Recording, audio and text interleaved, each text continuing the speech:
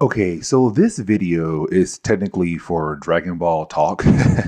Here's the reason why. Because this guy has been in my comments asking me to cover Infinity War.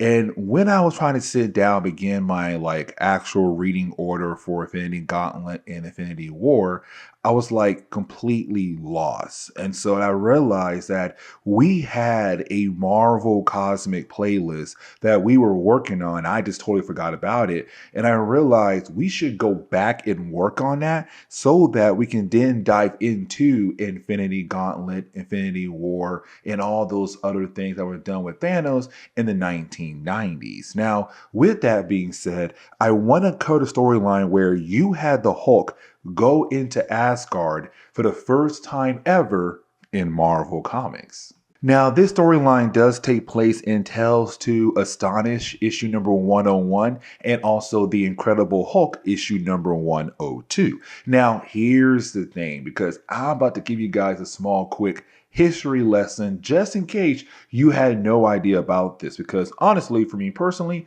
I didn't know either. So back in the day, when it came to Tales to Astonish, it was a series created by Marvel to kind of tell all of these different science-like stories. But then over time, you then had the book begin to change in different types of ways. Like, for example, this series was the book that introduced Ant-Man. And so once they had introduced Ant-Man, well, it was kind of like his own solo book for a good while there. And then they also introduced the Wasp. But then over time, the book became like a two-hero book. So you get one story for one hero and the second story for a different hero. So for example, it was Ant-Man or Giant Man and the Incredible Hulk. But then over time, it was the Incredible Hulk and Namor. Now, you did have the series end with issue number 101.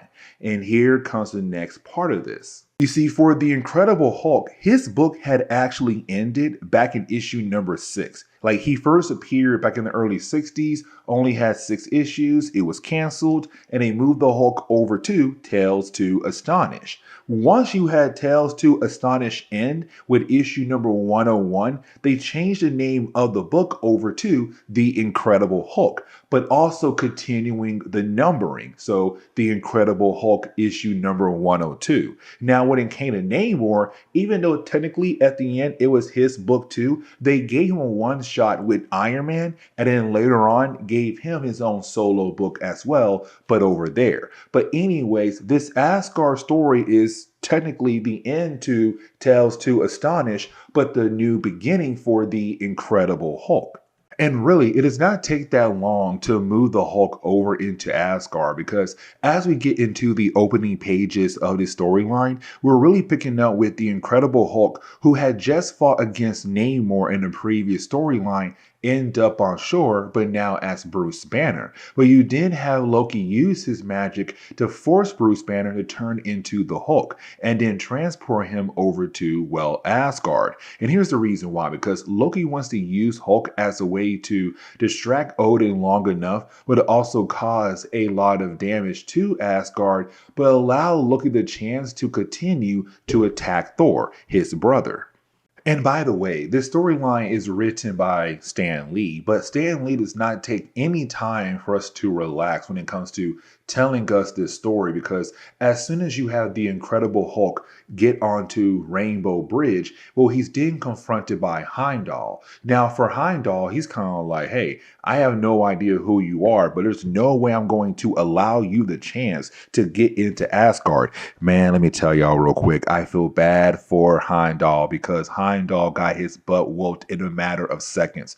Once you have the Hulk go ahead and get rid of Heimdall, you then have the Hulk being able to just jump all the way over to Asgard. And for Heimdall, is kind of hoping that the rest of the Asgardians should be able to defeat the Hulk. And once you do have the Hulk being able to enter Asgard, he's then confronted by the Warrior of Three. Now, the Warrior of Three for me is pretty interesting. Here's the reason why, because they are quickly to understand that the Hulk is somebody who does not know how he arrived in Asgard. Because at first, you do have the Warrior 3 try to fight against him. And matter of fact, they give him a weapon to use because they don't feel like it's fair to battle somebody who does not even have a weapon to use to protect them.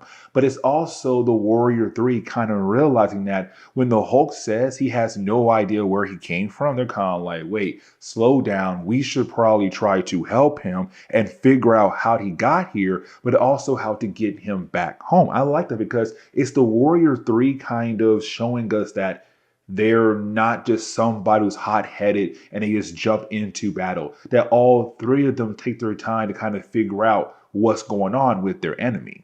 Now, for Odin, what he did was he did send over an army of soldiers to fight against the Hulk. Now, luckily for the Hulk, the Warriors 3 were there as well to kind of stop this army of soldiers from battling against the Hulk because they realized that the Hulk does not understand where he's at. Now, you do have Loki appear, right? And when Loki does appear right off the bat, you have Loki say, hey guys, we cannot trust the Warriors of 3 because most likely they are working with the Hulk. But you then have you have the Warriors of 3 kind of realize that they can't really go up against Loki because one, he is the son of Odin, but they also kind of figure out that possibly there is a chance that Loki is responsible for the Hulk being here on Asgard. But either way, for the Warriors of 3, what they want to do is get some guidance, to get some answers. So how do you do that? Well, you find Odar, the Oracle. Now the thing is, for the Hulk and also the Warriors of 3, they have to jump over the bottomless chasm. The problem is, mid-jump, you then have Loki strike the Hulk with a spell, not wanting the Warriors to know the truth. And so when you had Loki hit the Hulk with that spell, it turned the Hulk back into Bruce Banner and began to fall into the chasm. And so now we transition into the Incredible Hulk issue number 102. Now, as we get into the opening pages for this particular chapter, we're seeing the Hulk just Bruce Banner, just falling to his death. Now, with him being in Asgard, it allows Stan Lee the ability to kind of explore the different characters who are connected to Asgard. Like, for example, the idea of the Executioner and also the Enchantress. Now, for the Enchantress, she kind of wants to use Bruce Banner as a way to achieve her own personal goals. And so we do see her use her magic as a way to save his life before he did fall to his, well, death. Now, with this technically being the first issue for the Incredible Hulk after the original run was canceled and he was moved over to Tales to Astonish, you did have the Oracle appear. And with the Oracle appearing, it's really more her giving us a quick rundown on the actual origin of the Hulk. And so once she does give the origin of the Hulk over to the Warriors of 3, and they also learn about who he had fought in the past. Thor, the Silver Surfer, Namor, and the list goes on. She also shows his rage when it comes to not being left alone. And so once they do get a quick rundown about the character, you didn't have the 3 wonder like, will the Hulk go after Asgard and try to destroy it? The problem is that for the Oracle, she has to disappear. So once she does disappear, for the Warriors of 3, they don't know if the Hulk will truly try to attack Asgard or not. But when we do switch back over to the Hulk, we see the Hulk currently still with the Enchantress and also, well, the Executioner. Now, for the Executioner, he knows the Hulk, and the reason why, because they had battled once before in the past. Now, he does not know the human form of the Hulk being Bruce Banner, but once you do have Bruce Banner begin to change into the Hulk, he realizes who he's with right now at the moment, and he wants to get revenge against the Hulk. And of course, this leads into a battle. Now, when it comes to the Enchantress, what she does next is that she brings in an army of trolls. Here's the reason why, because her main goal at the moment is to use the trolls as a way to overrun Asgard, to take over Asgard. Now, you do have the Hulk battle against the trolls for a brief moment, but while that's happening, you didn't have the Oracle from earlier tell the Warriors of Three, like, hey, listen, so Asgard is about to be attacked, but the Hulk is also going to be there as well. So you have the Warriors of Three begin to rush over to Asgard to hopefully help protect it.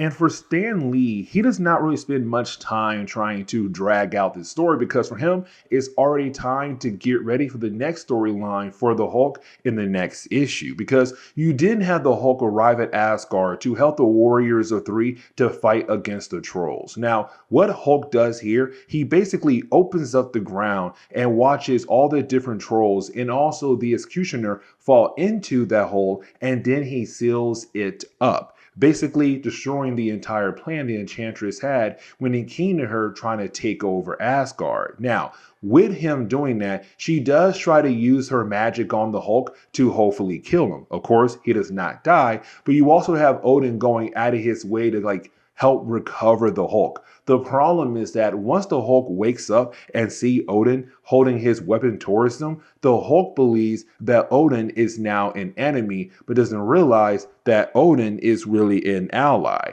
But for Odin, he does get very upset about the idea of the Hulk not being grateful for what he has done for him. So you have Odin just go ahead and transport the Hulk out into the middle of space. And this is where we are going to end today's comic book video. So please leave me a like down below and subscribe. But guys, see y'all next time. Later.